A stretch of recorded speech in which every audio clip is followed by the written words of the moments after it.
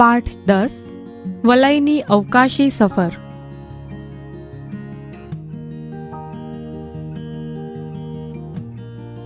લેખક પરિચય.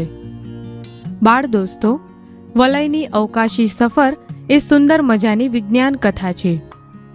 તેના લેખક છે શ્રી કિશોર કનૈયાલાલ અંધારિયા.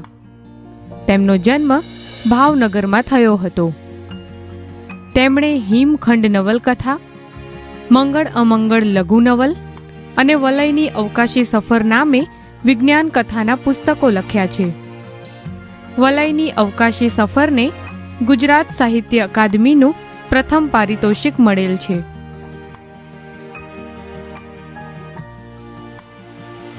શાળાઓમાં ઉનાળુ વેકેશન પડી ગયું હતું. મે મહિનાની કાજળઘેરી રાત હતી. વિસ્મય અને વિરાટ અત્યારે વલયની અગાશીમાં હતા. ત્રણેય પાકા ભાઈબંધ હતા. અભ્યાસમાં હોશિયાર હતા. વિજ્ઞાનમાં એમને ખૂબ રસ હતો. ત્રણેય ઉનાળાના વેકેશનમાં આજની જેમ જ ઘણીવાર વલયની અગાશીમાં સાથે સૂતા. રાતના લગભગ 12:30 થયા હતા. વલયને ઊંઘ આવતી હતી, પણ પેલા બંનેને નહોતી આવતી. તેઓ પથારીમાં પડ્યા વાતો કરી રહ્યા હતા.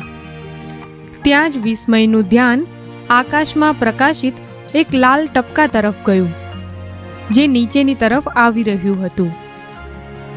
તેણે બંનેને હાથથી ઈશારો કરી ત્યાં જોવા કહ્યું.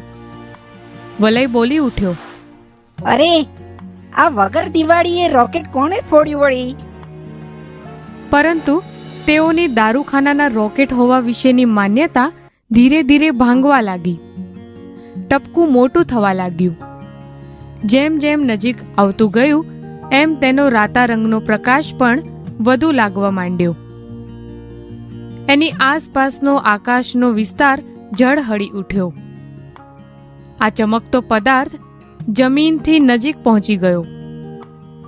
વલયના ઘરની પાછળના ભાગે મોટું મેદાન હતું, જ્યાં દિવસે તેઓ ક્રિકેટ રમતા. એ લાલ રંગધારી પ્રકાશિત આકાર ધીરે ધીરે આ મેદાન પર ઉતર્યો. જોવાનું એ હતું કે એનો કોઈ અવાજ નહોતો.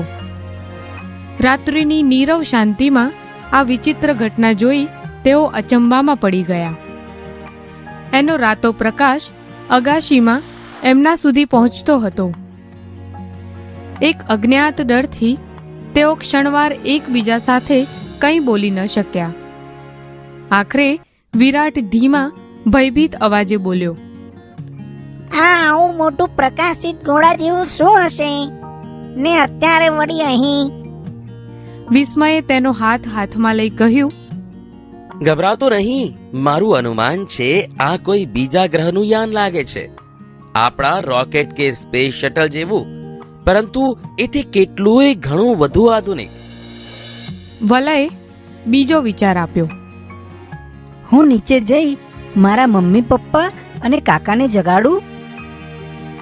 વિરાટે તેને અટકાવી કહ્યું, એવું તો ન જ કરાય, કારણ મોટાઓ આપણે માનીએ તેટલા નીડર નથી હોતા. બીજું એ ડરના માર્યા આપણને પણ કંઈ કરતા અટકાવશે. એકબીજાના હાથ પકડી તેઓ અગાશી પરથી બહારના દાદરથી નીચે ઉતર્યા. ત્રણેયના મનમાં થોડો ભય હતો અને સાથે ઘણી બધી જિજ્ઞાસા પણ. ધીમા પણ મક્કમ પગલે એ આગળ ચાલ્યા. રાતા રંગથી જડાહળા આ રચના પાસે પહોંચ્યા ને ધ્યાનથી જોયું. તેનો આકાર લંબગોળ ઈંડા જેવો હતો. આસપાસ ન વર્ણવી શકાય તેવી વિચિત્ર વાસ આવતી હતી. એટલામાં કોઈ જોવા ન મળ્યું. તેથી તેઓએ એની ફરતે ચક્કર મારી નિરીક્ષણ કર્યું. ક્યાંય દરવાજો કે બારી જેવું નજરે નહોતું પડતું.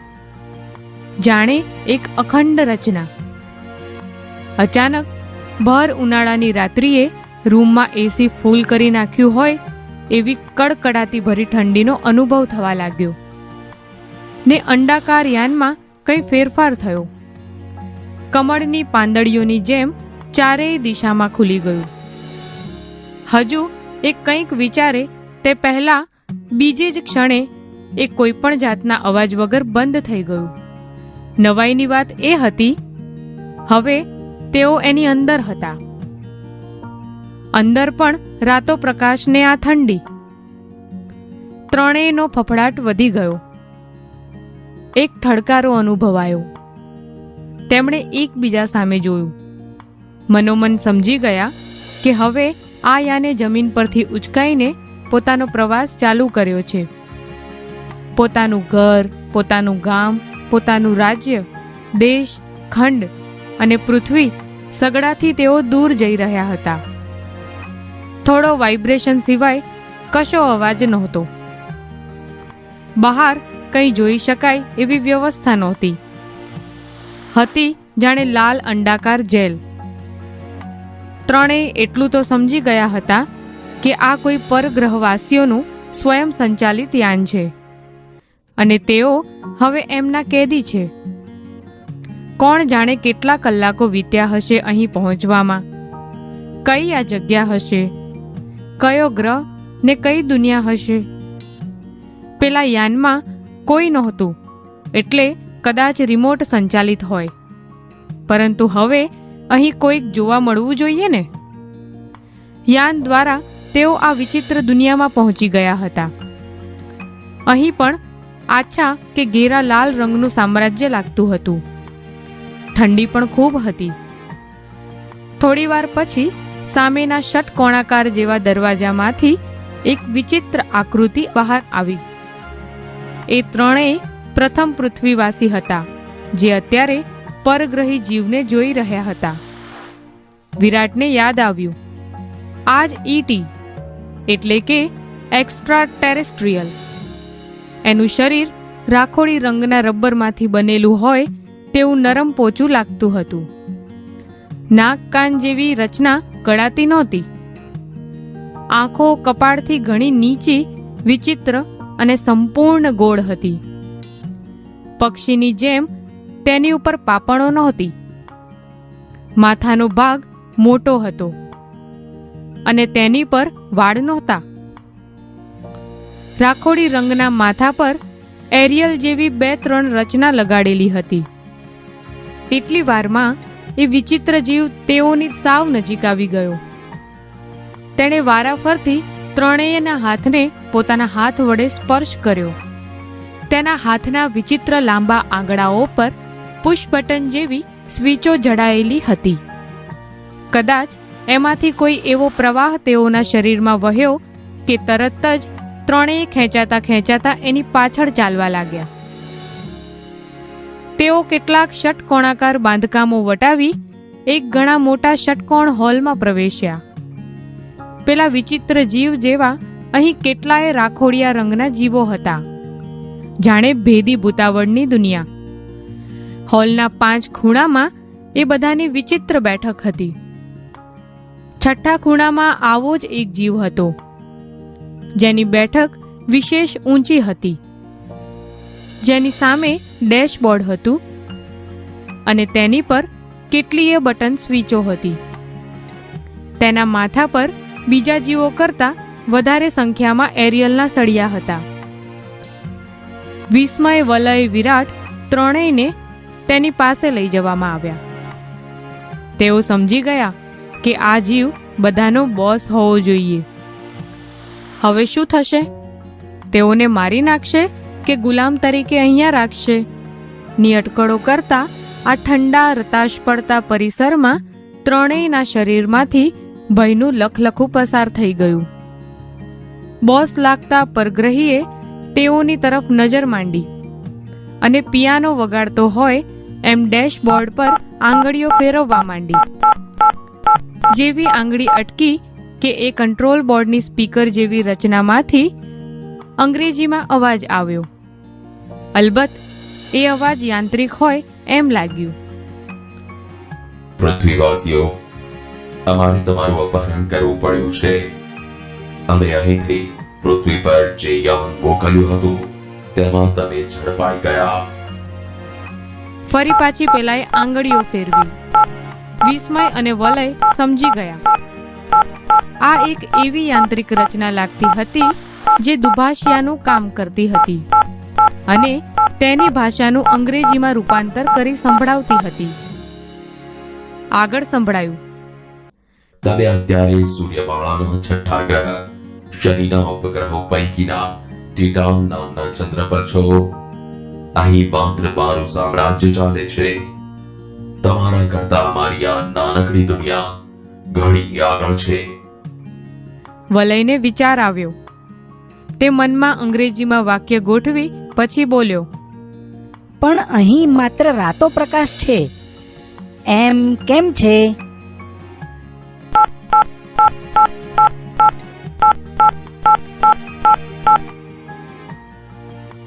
શનિના ગ્રહ ફરતા વલયો છે એ તો તમે પૃથ્વીવાસી જાણતા જ હશો.